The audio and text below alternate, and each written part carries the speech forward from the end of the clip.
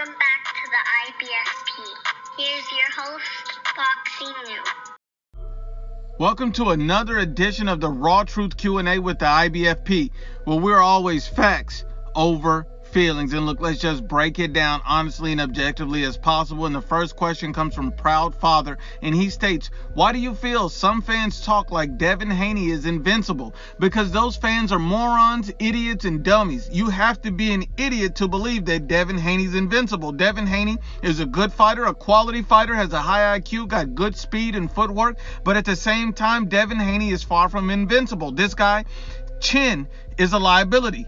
This man's lack of power is a liability.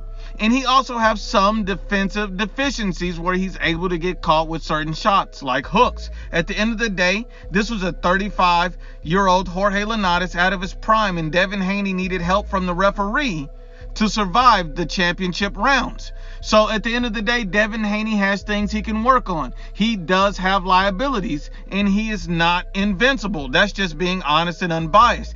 Any boxing fans that believe he's invincible are not fans at all. They're simply fan boys. The LDBC, Dante, Ego, Akai, these are guys who push these type of narratives, and these are the type of fans that support this garbage. People support guys doing things like this, calling them invincible, when you clearly see flaws, you clearly see weaknesses, you clearly see opportunities, and those opportunities stem from what you see in the ring. But these guys push narratives based off of race, skin color, and things of that nature. Let's be honest and unbiased. Devin Haney's a good quality fighter, but he's far from invincible. Let's keep it going. The next question comes from Latin, and Latin states, how do you see Ryan Garcia doing against Devin Haney? I think that's an interesting fight, but Ryan Garcia is an absolute nightmare matchup for Devin Haney. Ryan Garcia has the fastest hand speed in the division, maybe even in boxing, period. He has elite power. That combination would ultimately lead to Devin Haney's destruction. Based on the attributes that I see from Ryan Garcia, he's going to be a nightmare, hellish matchup for Devin Haney. Devin Haney has great skills, a good IQ, very fast. He's a good proficient fighter in pretty much every category except for power. And I'll put it like this, Devin Haney can outbox Ryan Garcia for multiple rounds, but at some point when he slows down, Ryan Garcia is going to catch him with a hook from hell, and it will send him right to hell. Ryan Garcia sleeps Devin Haney at some point in that fight.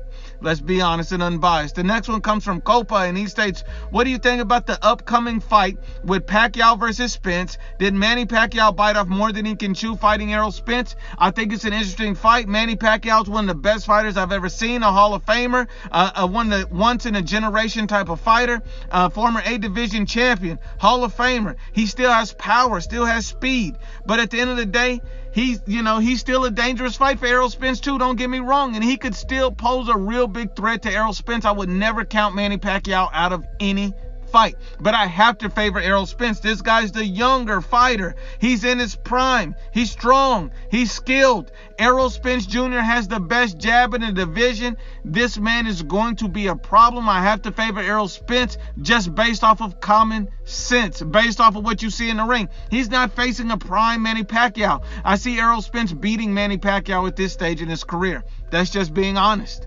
But let's keep it going. The next one comes from Louis, and Louis states, why are other boxing channels feeling the need to defend Devin Haney using words like dominate or easy? Yes, he won and deserves credit. Just admit it was a tough fight and he needs to work on some things. Now, there are a lot of biased boxing channels out there. There's a lot of boxing channels that are not objective, that are not going to criticize or critique a fighter they support. They would rather make excuses for them than be objective.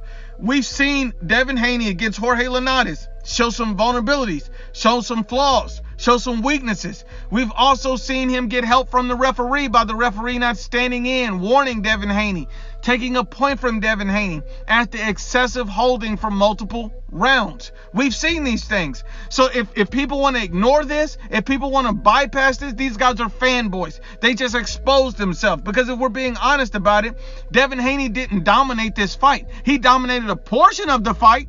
The first half of the fight, he looked tremendous. He looked unstoppable against a 35-year-old Jorge Linares. But after 8 rounds, he no longer looked the same, because as you moved into the championship rounds, he started slowing down. He started getting hurt. He started holding on for life. He started trying to survive. That's not dominating. That's dominating a portion of the fight, because it's a 12-round fight, not an 8-round fight. This is the same Devin Haney, who's the younger, fresher fighter, who was outlanded the final 3 rounds by Jorge Linares, 38-33. So let's just be real about it. At the end of the day, it was a good fight where Devin Haney dominated a portion of the fight, but not the entirety of the fight. He had to hang on to survive. So how was it easy? These are biased channels. But let's keep it going. The next one comes from Jonathan, and he states, is Triple G going to retire soon? Triple G is 39 years old. He's taking a tune-up next and then fighting Murata at the end of the year. His contract with DAZN is set to expire at the end of 2021. And so basically, you see Triple G looks like he's on a farewell tour. He's looking like he wants to go out in a unification fight in Japan on a big stage against Murata and then call it a career. Because why would he fight Canelo after that when he's already turned down a Canelo Alvarez fight to face a mandatory that wasn't even due? He didn't want to face Charlo. He didn't want to face Andrade. He didn't want to face Canelo. He doesn't want to face any of these guys. He doesn't want to take on any danger. He's getting the same check regardless on DAZN. So either he wants to fight these guys after his DAZN contract is up to get an even bigger payday, or he simply wants to end his career facing a guy like Murata. And that's simply being honest and objective. Let's keep it going. And Jonathan has an additional question, and he states, should Teofimo Lopez fight Devin Haney next after Kambosos? And I'm going to break this down honestly. Teofimo Lopez has shown he's serious when he calls someone out. He's shown he's fearless. He's fought and beat Richard Comey, Nakatani, Vasyl Lomachenko. All of these are good and dangerous fighters. He's focused on being great, and when he calls your name, he literally backs it up, and he wants that smoke. I don't see Teofimo Lopez out here clout chasing. I see him out here taking fights, being great. That's what I see from Teofimo Lopez. He called for the Loma fight, and then he fought him. This was the best fighter in the division. People said he had no chance. So he does not clout chase. Devin Haney, on the other hand, this is a guy who said everyone's afraid of his pillow hands. This is a guy who said everyone's afraid of him. Everyone's ducking him. He's a notorious clout chaser. He literally called out Vasyl Lomachenko after he already had sent a contract and was agreed to fight Jorge Linares. Even Eddie Hearn stated that they never made Vasyl Lomachenko an offer, but you're calling out Lomachenko. It doesn't make sense.